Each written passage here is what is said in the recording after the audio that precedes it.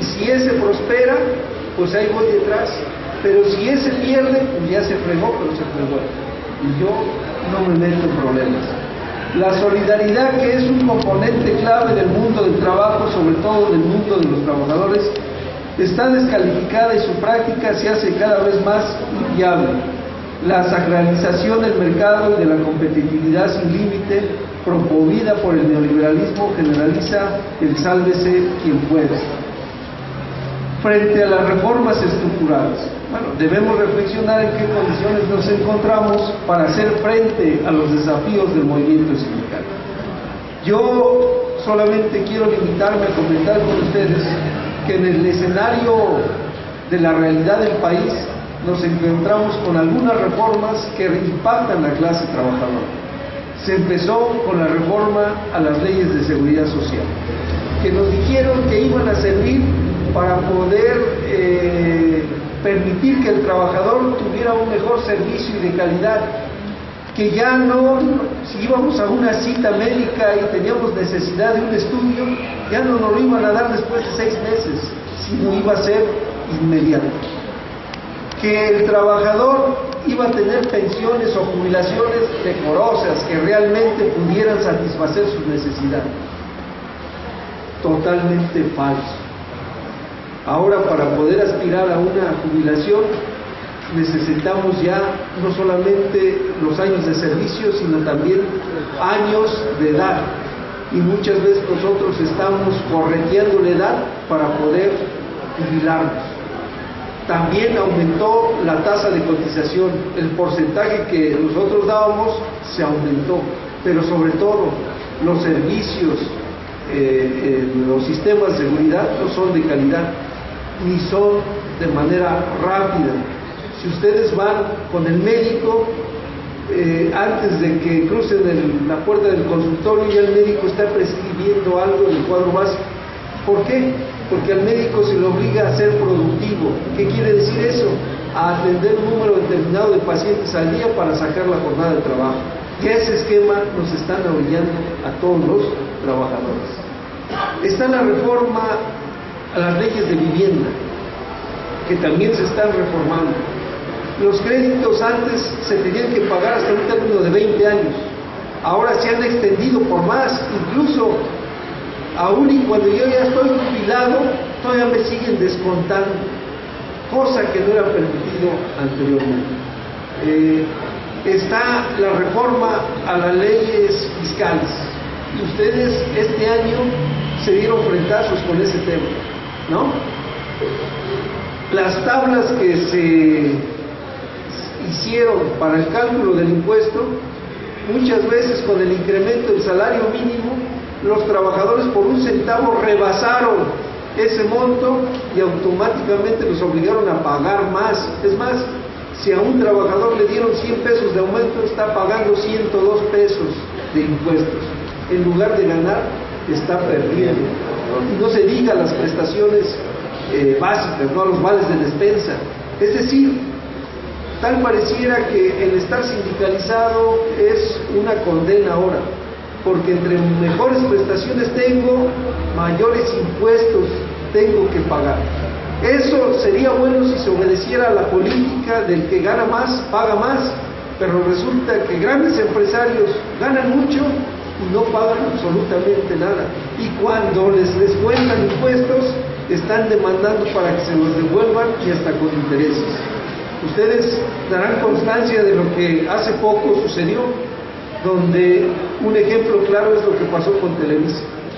De una deuda grande que tenía con el fisco, solamente pagó un 10% de eso. Y entonces a los trabajadores nos condenan a pagar mayores impuestos, porque además no nos queda de otra. A nosotros no nos preguntan si queremos pagar, ya el descuento va incluido en nuestro recibo de nómina. Y están las reformas a las leyes laborales. La ley laboral que se acaba de reformar, donde se nos prometió que se iba a modernizar la ley, que iba a haber mejores condiciones de trabajo, que iba a haber la formalización del empleo, ¿no? Y el resultado es que nada de eso se logró. Al contrario, se permitió el libre despido de los trabajadores, ¿no? Ahora con que un alumno, un cliente del patrón, diga que yo falté al respeto, eso va a ser una causa suficiente para poder separarlo. Ahora, para poder demandar, yo puedo hacerlo, pero solamente estoy condenado a recibir hasta 12 meses de salarios caídos.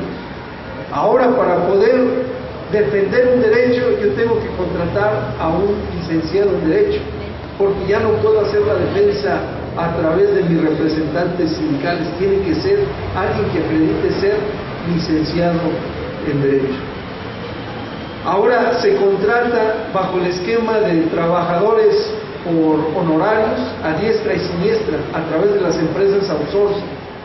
Hoy hay nueva modalidad de contratos individuales de trabajo a través de los contratos de capacitación, contratos a prueba o contratos por temporada, en donde el argumento principal de los legisladores es que solamente así podemos romper con la barrera, el obstáculo que tienen los jóvenes para poder contratarse, porque decían ellos, lo primero que le piden al joven cuando se va a contratar es experiencia, pero si el joven no ha laborado, nunca genera experiencia. Si no se le da oportunidad, no se le da experiencia. Pues el resultado de ello es que ahora estamos haciendo jóvenes con mucha experiencia, pero sin estabilidad en el empleo, porque el joven está rondando de empresa en empresa, de 3 a 6 meses está trabajando y lo están despidiendo. Hay mucha experiencia, pero no hay estabilidad en el empleo. Si no hay estabilidad en el empleo, no hay posibilidad de accesar a prestaciones ni a que en un futuro pueda jubilarse o pueda pensionarse el joven. Reformamos leyes que aparentemente nos han dado beneficios, ¿no? Como las leyes, una reforma social que le llamaron, la famosa el seguro del desempleo, que se ha mencionado mucho, con bombos y platillos han dicho que ese es lo mejor. Pues resulta que no, porque no todos van a ser beneficiarios de ese seguro del desempleo. Solamente son para aquellos trabajadores que han cotizado al Instituto Mexicano del Seguro Social y tienen vigente su cuenta de vivienda, porque no crean que el gobierno les va a inyectar recursos para financiar ese programa, sino se van a agarrar de los recursos que ya ahorró el trabajador en esas subcuentas, ¿no? Y también limitado, porque nada más es hasta 6 meses. Y es solamente el primer año el 60% de los últimos 6 meses que ha promediado, que ha ganado. Solamente si ganó en los últimos 6 meses 100 pesos, pues solamente le corresponde por seguro de desempleo 60 pesos el primer año. El segundo año son 50 pesos el 50%. Y a partir del tercero y hasta el sexto mes se va a llevar solamente el 40%. Ese es el seguro de desempleo del que se habla. Pero además, si el trabajador optó por el seguro de desempleo, ya no tiene una posibilidad de accesar al crédito de vivienda. O accesa al crédito de vivienda o se va por el seguro de desempleo. Cualquiera de las dos cosas, pero menos las dos. Ese es el efecto que le han dado. Y también la pensión universal, ¿no? Que de mucho ha hablado también el gobierno federal. Una pensión universal que está alrededor de 580 pesos mensuales y que dicen ellos que empieza a partir de 2015 y por un periodo de 15 años, es decir, hasta el 2030, se ajustará a 1,090 pesos. Y uno dice, pues, ¿qué me puede servir una cantidad de ese tipo cuando las necesidades, cuando el costo de la canasta básica sigue aumentando, ¿no? Y ustedes se han dado cuenta, ¿no? Primero el kilo de huevo, después el limón y así sucesivamente, ¿no? Cada vez que un ama de casa va al mercado, se da cuenta que un producto, por lo menos de la canasta básica, ya aumentó.